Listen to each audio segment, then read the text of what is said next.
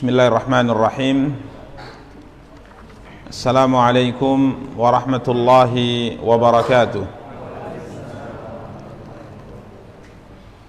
Innal hamdalillah nahmaduhu wa nasta'inuhu wa nastaghfiruh wa na'udzu billahi min shururi anfusina wa min sayyiati a'malina. May yahdihillahu fala mudilla lahu wa may yudlil fala hadiya lahu. Asyhadu an la ilaha illallah wahdahu la syarika lah wa asyhadu anna Muhammadan abduhu wa rasuluh.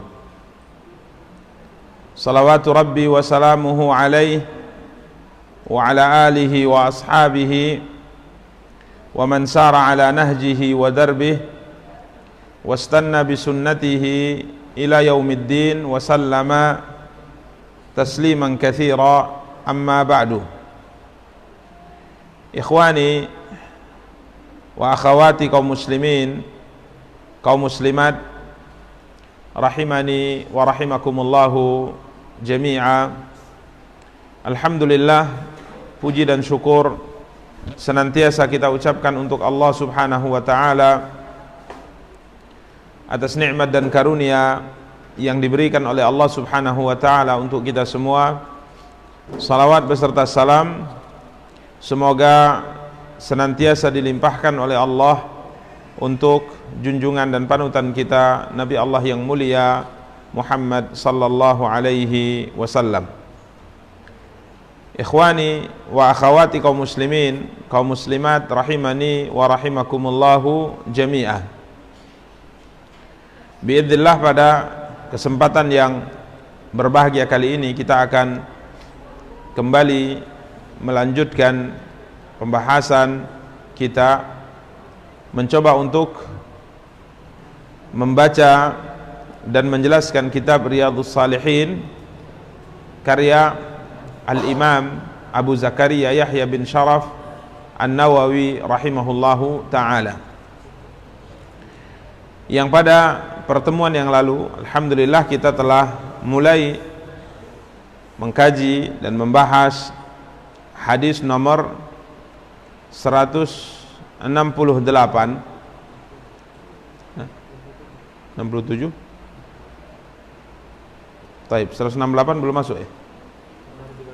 Baik. Kita akan melanjutkan pembahasan hadis berikutnya 168, yang pada pertemuan yang lalu kita telah menyelesaikan pembahasan hadis 167. Insyaallah pada kesempatan yang berbahagia kali ini kita akan lanjutkan hadis Jabir bin Abdullah radhiyallahu taala anhuma dengan 3 lafaz riwayat.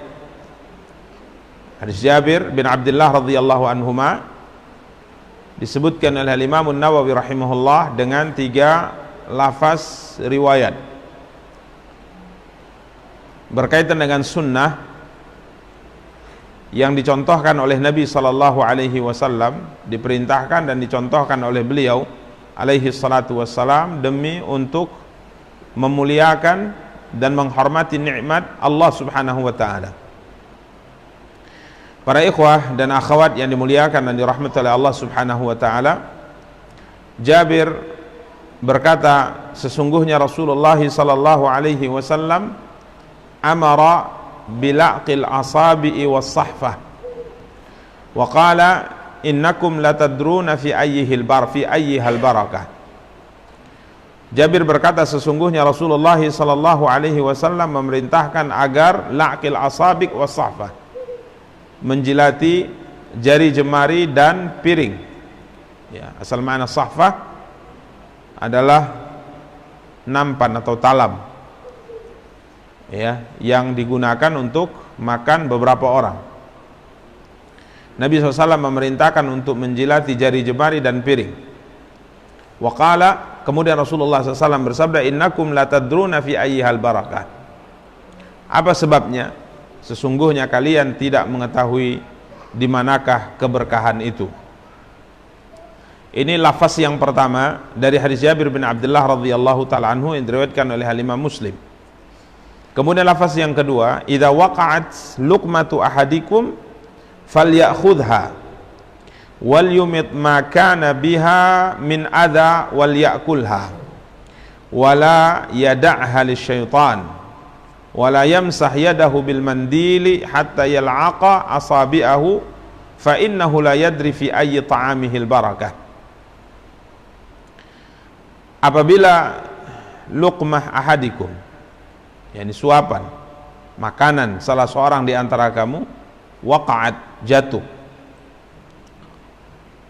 falyakhudha, maka hendaklah ia mengambilnya, wal yumit maka nabiha min adha wal yakulha, kemudian dia membersihkan makanan tersebut dari mungkin kotoran yang menempel padanya, kemudian setelahnya hendaknya dia memakannya.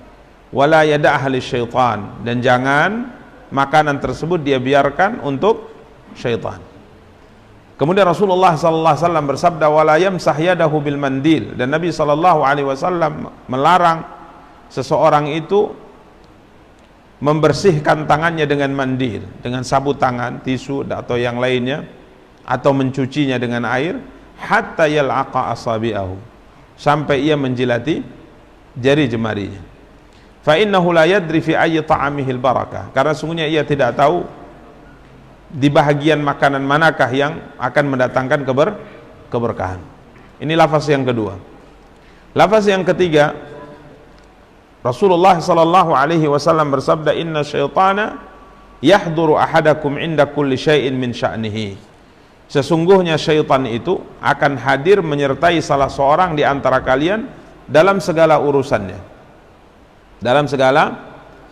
hatta yahdurahu inda ta'amihi, sampai syaitan itu akan ikut serta hadir tatkala kita makan. Karenanya fa idza saqatat min ahadikum al-luqmah, karenanya apabila terjatuh dari salah seorang di antara kamu suapan atau makanan tatkala ia makan, falyumit makan biha min adha falyakulha, maka hendaknya dia ambil kemudian dibersihkan kotoran darinya dan hendaknya dia makan, dan jangan biarkan makanan yang jatuh tadi diambil dan dimakan oleh syaitan. Ini para ikhwah dan akhwat yang dimuliakan dan dirahmati Allah, hadis nomor 168 dari hadis Jabir bin Abdullah, diriwayatkan Imam Muslim dalam sahihnya dengan 3 lafaz, yang setiap lafaz yang disebutkan Imam Nawawi menyempurnakan lafaz-lafaz sebelumnya. Kita akan jelaskan tentunya yang pertama terkait dengan sunnah ini, ya, disebutkan perintah untuk menjilat. Bahkan bukan hanya menjilat jari, tapi juga menjilati nampan atau piring. Ini kalau kita kerjakan di rumah makan gimana ini?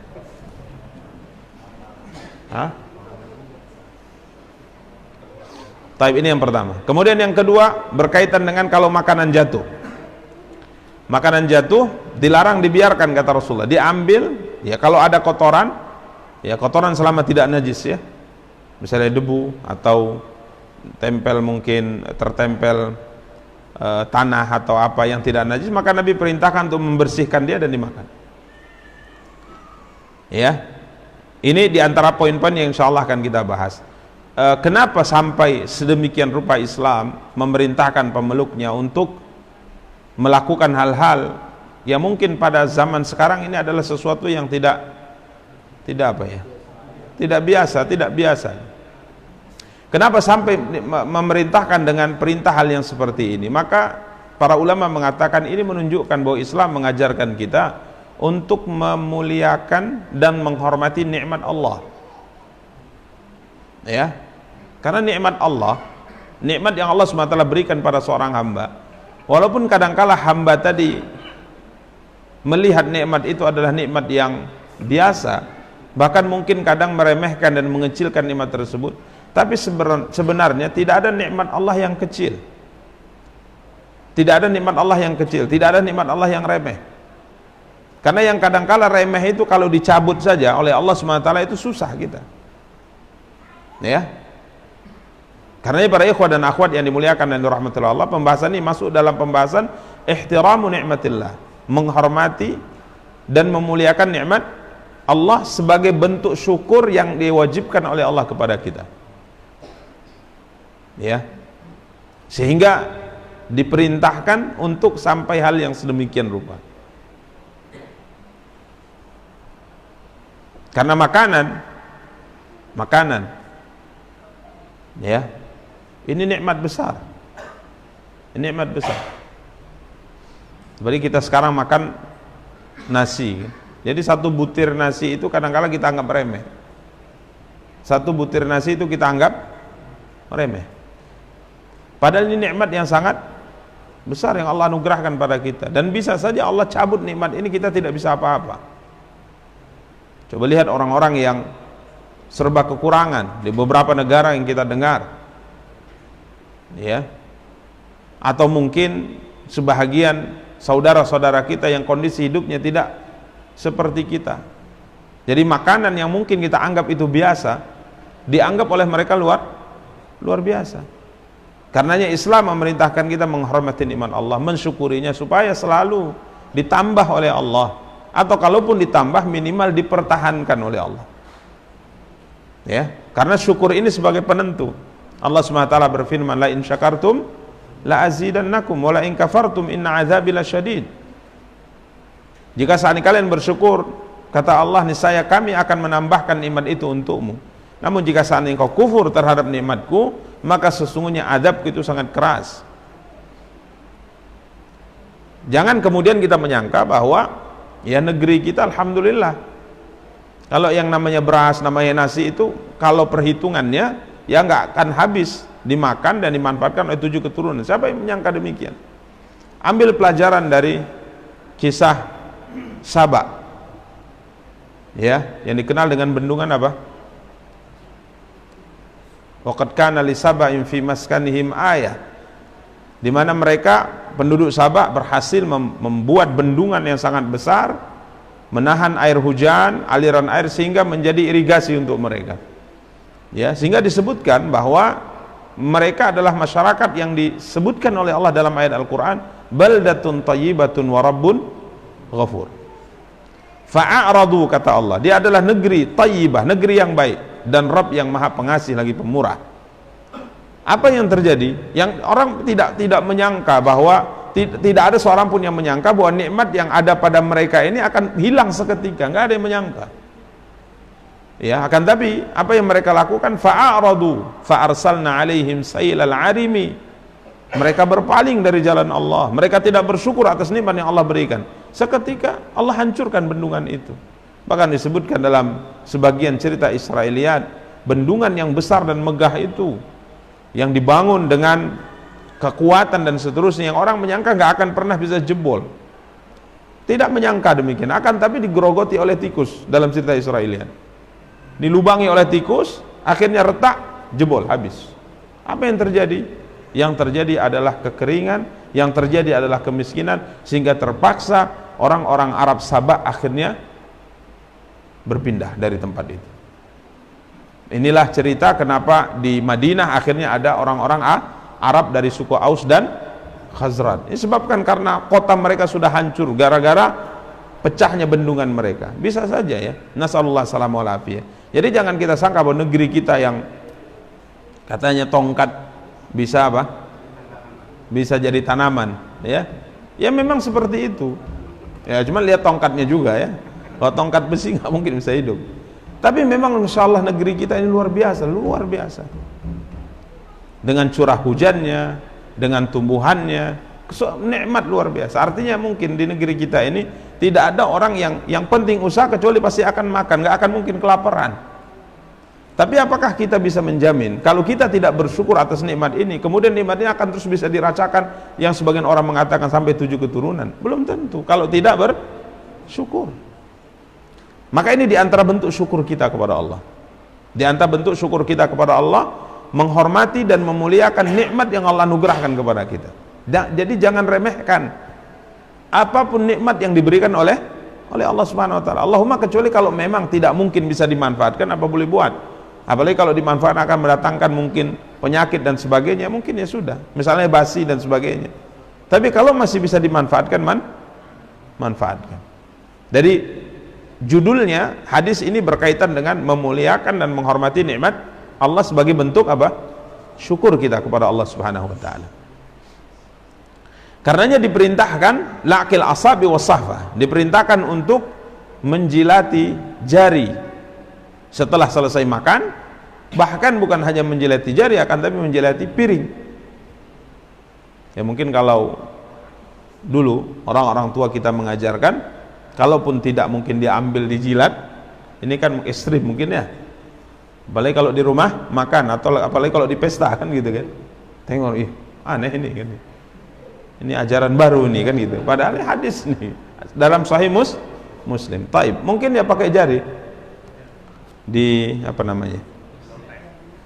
Apa namanya? Dicolek. Dicolek. Tapi biasanya yang kayak gini kan kalau enak, kalau nggak enak enggak lah ini. Ya. Kalau enak betul sampai bersih kan nih, sampai bersih. Ya. Taib. Jadi ini dianjurkan seperti ini untuk memuliakan rahmat Allah Subhanahu wa taala. Kemudian yang kedua, Nabi SAW bersabda, "La tadruna fi ayyihal barakah."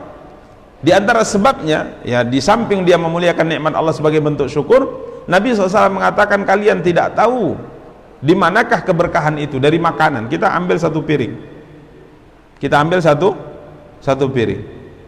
Mana di antara satu piring makanan tersebut yang memang mendatangkan keberkahan untuk kita?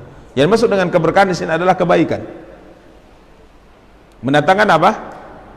Kebaikan yang benar-benar bisa mengenyangkan, yang benar-benar bisa dengan makanan tersebut, karena makanan tersebut kan mengandung vitamin, mungkin mengandung gizi yang dibutuhkan oleh tubuh. Jangan-jangan vitamin dan gizinya itu yang kita buang-buang itu, sisanya kita makan cuma ampas, kan bisa terjadi. Fa inna Rasulullah SAW mengatakan innakum la tadruna fi ayyihal barakah.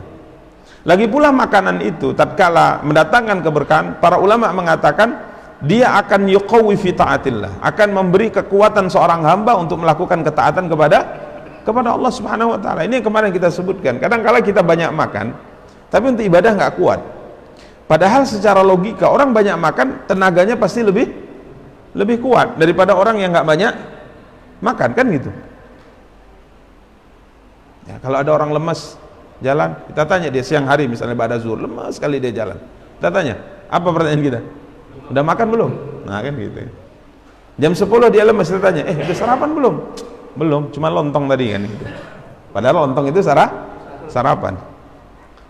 Taib. Jadi biasanya orang yang makan itu jauh lebih kuat daripada orang yang tidak makan. Tapi kadang-kala subhanallah, banyak makan juga nggak kuat. Ini apa masalahnya? Keberkahannya itu nggak dapat.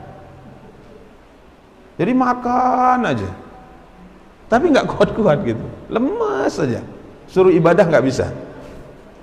Karena memang kebanyakan makan ya kan. Maka subhanallah para ikhwah dan akhwat yang dimuliakan dan dirahmati Allah, para sahabat kalau kita lihat makannya mungkin satu butir kurma tapi berjihad mereka. Satu butir kurma itu pun satu butir satu hari satu malam itu jatahnya, hanya diisap-isap seperti ngisap permen, simpan lagi gitu. Tapi mereka kuat berjihad karena dapat berkah di situ. Dan kita 10 piring dengan berbagai macam jamuannya untuk satu hari satu malam, ya nggak kuat juga ibadah kepada Allah. Berarti berkahnya nggak dapat. Maka ini dipesan oleh Nabi SAW, la tadruna fi ayyihal barakah. Jangan-jangan yang ada di satu butir nasi yang ada di tangan kita ini, yang di situ terdapat apa? Keberkahan. Jangan-jangan yang jatuh itu yang terdapat padanya keberkahan, sehingga ampas saja yang kita makan. Ini para ikhwah dan akhwat yang dimuliakan dan dirahmati Allah. Kenapa syariat memerintahkan kita untuk apa? Menjilat tangan kita setelah makan. Demikian para ikhwah dan akhwat yang dimuliakan dan dirahmati Allah. Jadi makanan yang kita harapkan tatkala kita konsumsi adalah keberkahannya, bukan banyaknya, tapi keberkahannya, kebaikan yang dirasakan oleh yang mengkonsumsi makanan tersebut tatkala dia makan. Kemudian lafaz yang kedua, idza waqad luqmatu ahadikum falyakhudha. Nah, ini tambahannya, kalau jatuh diperintahkan untuk diambil. Ya, kalau jatuh diperintahkan untuk diambil. Ini kadang-kala kalau jatuh malah dipijak kan itu. jatuh pijak, pijak. Ini orang yang tidak memahami begitu sangat mulianya nikmat yang Allah berikan. Nabi katakan fal ya'khudha, kalau jatuh diambil, fal yumit ma biha min ada wal yakulha. Buang kalau masih memungkinkan kotorannya dibuang. Allahumma kalau masuk ke dalam lumpur lainlah masalahnya. Ya, masuk ke dalam lumpur gimana mau dibuang kotorannya? Ya, tapi kalau misalnya kita makan di lantai yang kering dan sebagainya, ada terjatuh, ya ambil. Makanya juga dianjurkan kita melatih diri kita untuk makan tidak jatuh. Ya, makan tidak jatuh.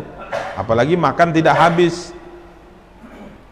Ini jadi sering kita katakan bahwa kadang sebuah tren yang katanya kemajuan, istilahnya kebarat-baratan. Kalau makan itu enggak habis. Malu jika seandainya piring yang kita makan padanya habis. Rakus sekali orang ini gitu. Bukan masalah rakus dan tidaknya, tapi ini memuliakan rahmat Allah Subhanahu wa taala. Makanya ambil yang secukupnya dan habiskan. Ya. Jadi jangan menjadi kebanggaan ini. Menghinakan nikmat Allah, membuang-buang nikmat Allah, menyia-nyiakan nikmat Allah, jangan jadikan sebagai kebanggaan. Minum enggak habis, makan enggak habis, bahkan ini merupakan ya peradaban kata mereka. Ini bukan peradaban.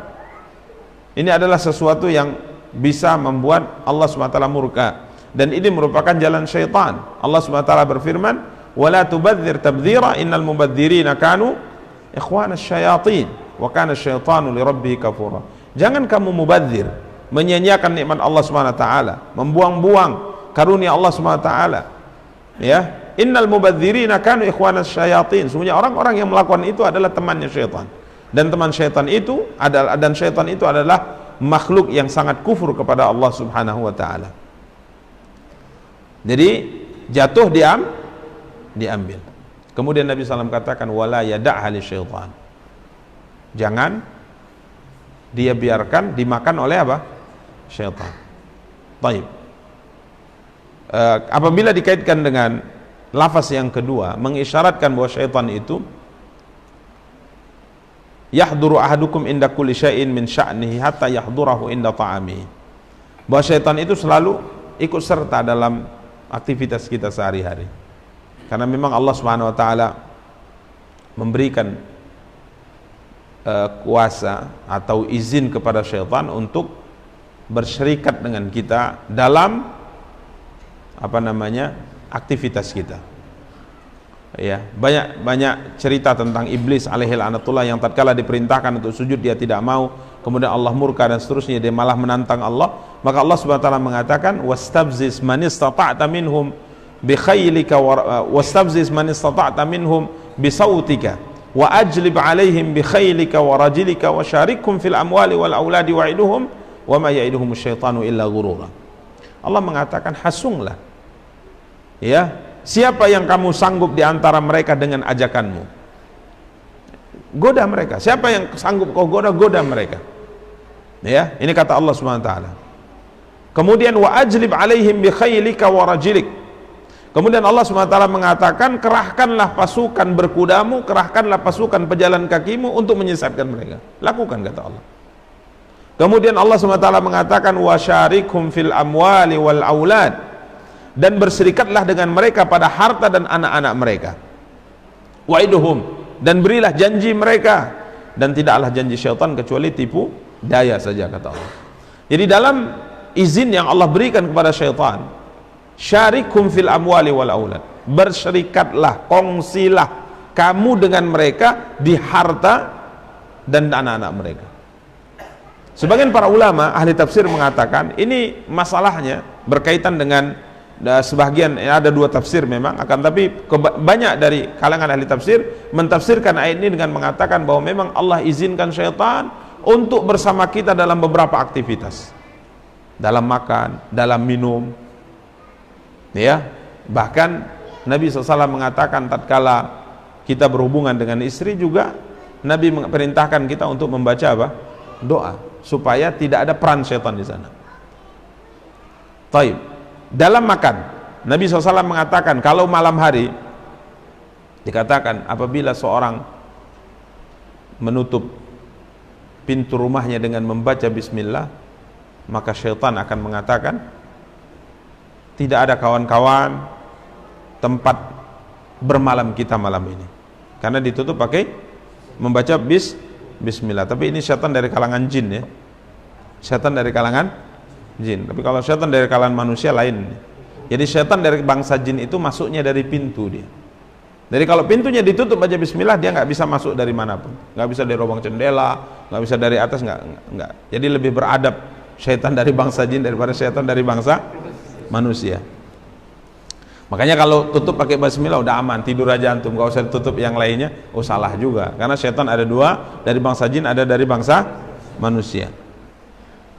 Tapi dia mengatakan tidak ada tempat tidur bagi kita malam ini, tidak ada tempat bermalam. Kemudian tatkala seorang muslim makan dengan membaca bismillah, kata Rasulullah, maka syaitan mengatakan tidak ada makan malam untuk kita. Jadi kalau kita makan baca bismillah, syaitan mundur, dia nunggu, nggak bisa ikut serta. Kalau kita nggak baca bismillah, ikut dia, ikut makan dia dengan kita.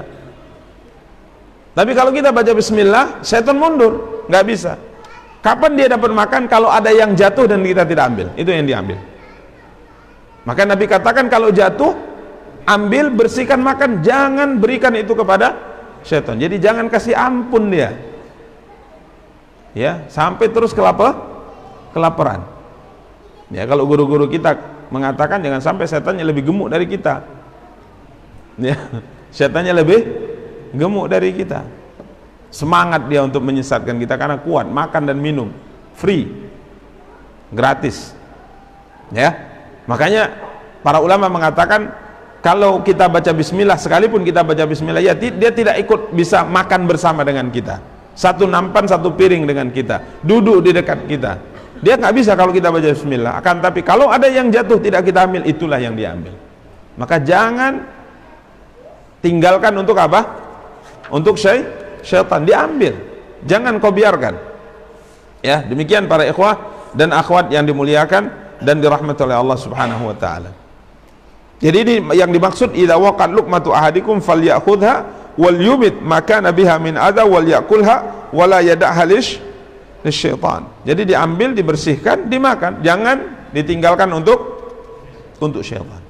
Jadi kalau yang jatuh saja itu akan diambil oleh syaitan kalau kita tidak ambil. Lalu bagaimana kalau sisa? Bagaimana kalau sisa kemudian dibuang? Ini luar biasa. Ya, ini hendaknya diperhatikan. Ya, hendaknya diperhatikan. Berikutnya para ikhwah dan akhwat yang dimuliakan dan dirahmati oleh Allah. Jadi ini sunnah. Ini adalah sunnah yang dengannya Imam An-Nawawi rahimahullah membawakan hadis ini agar kita memperhatikan sunnah Rasulullah SAW, dan kita bangga dengan hal yang seperti ini. Bukan malah malu, kita bangga karena agama kita mengatur segalanya, karena agama kita mengajarkan kita untuk memuliakan sang pencipta, sang pemberi nikmat kepada kita. Kita muliakan, kita bangga. Bukan malah malu, bangga kita. Kita punya aturan yang sedemikian rupa dalam agama kita, ya, yang dengannya insya Allah kenikmatan yang Allah berikan kepada hamba itu akan dikekalkan oleh Allah Subhanahu wa ta'ala. Demikian para ikhwah dan akhwat yang dimuliakan dan dirahmati oleh Allah. Berikutnya hadis nomor 169, hadis Abdullah bin Abbas radhiyallahu ta'ala anhuma. Rasulullah SAW berdiri di tengah-tengah kami memberi nasihat. Beliau kemudian bersabda, ya ayuhan nas, innakum mahsyuruna ilallahi ta'ala hufatan uratan ghurla kama bada'na awwala khalqin nu'idu. Wahai sekalian manusia, kata Allah Subhanahu wa ta'ala,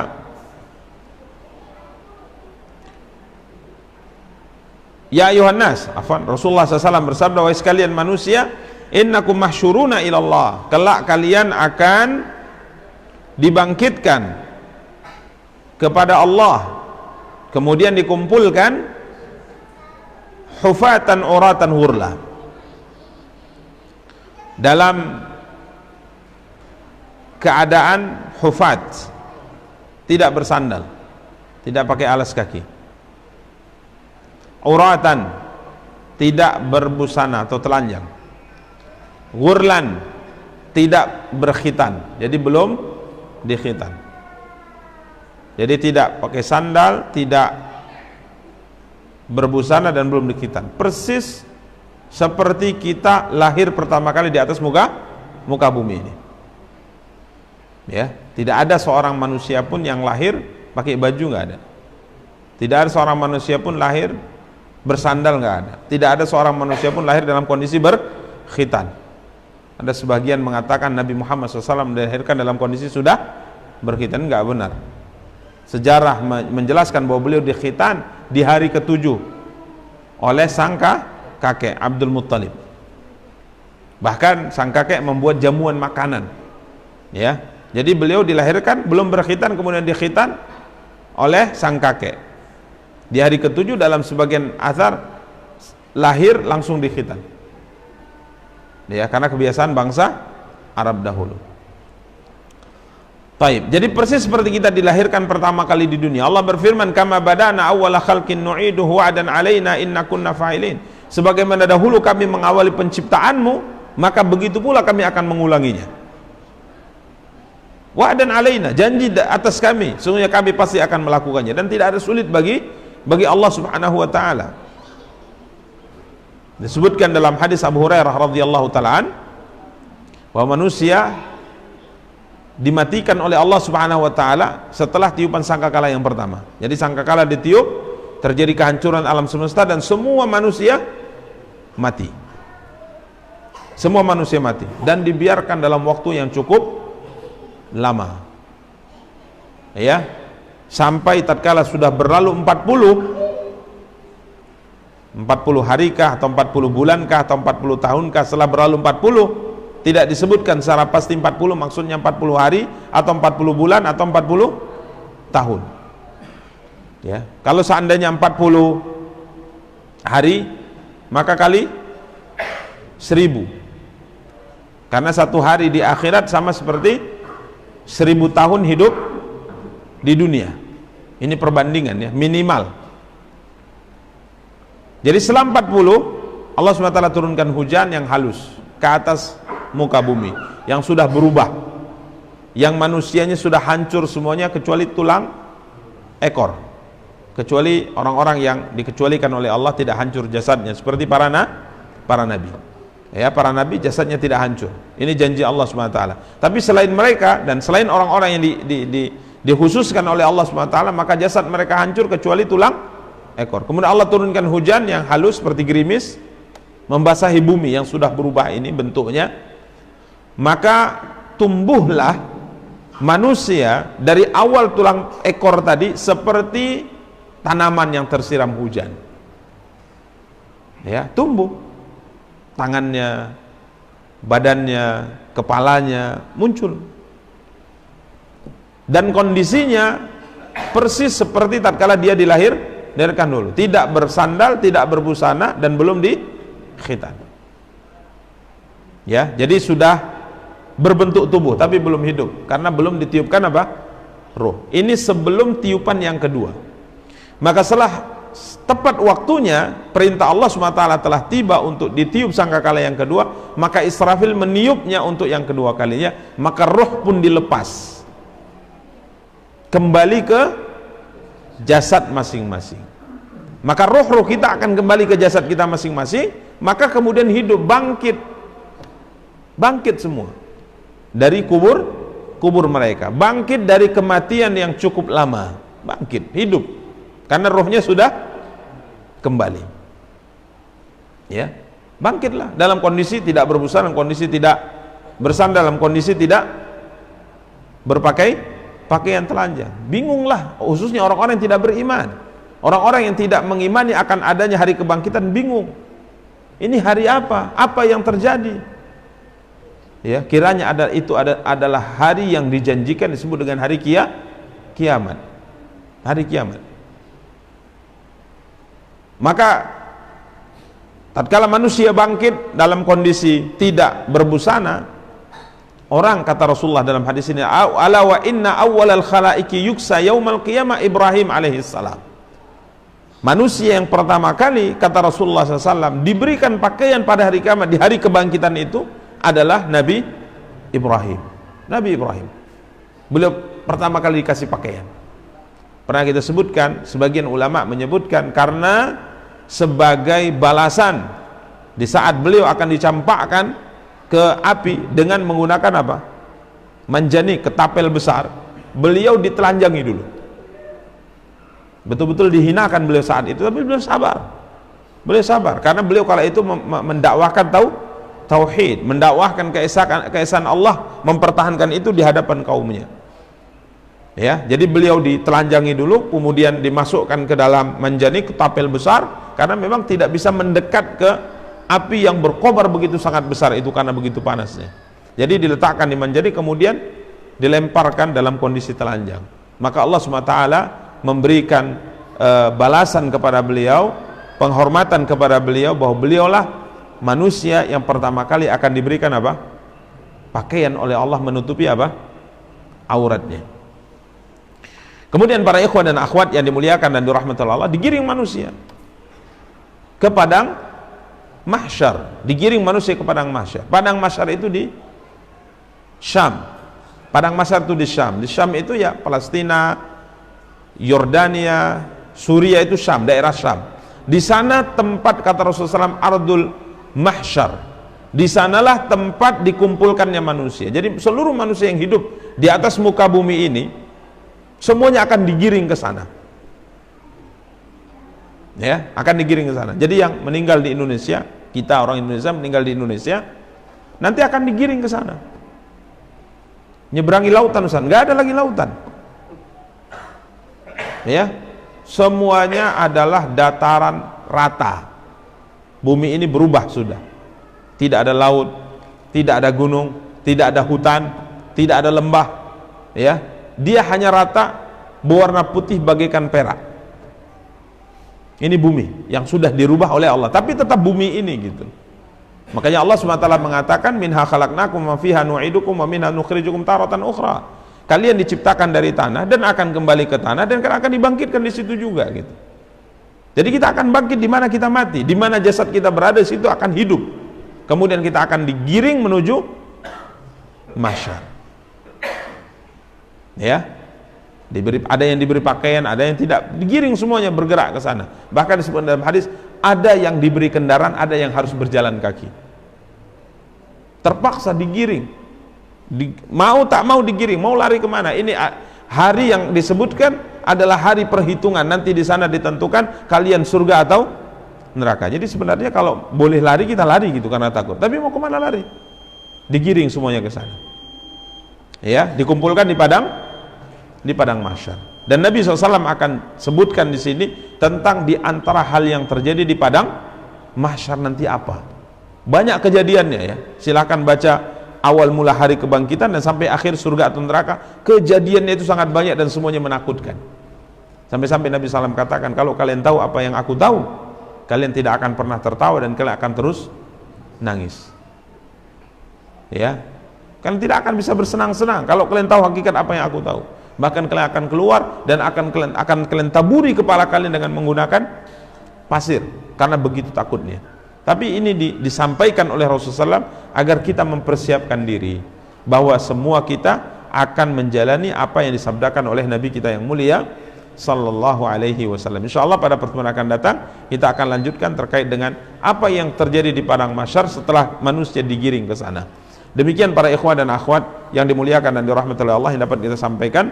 Kita cukupkan. Subhanakallahumma bihamdika asyhadu an la ilaha illa anta astaghfiruka wa atubu ilaik. Wassalamualaikum warahmatullahi wabarakatuh.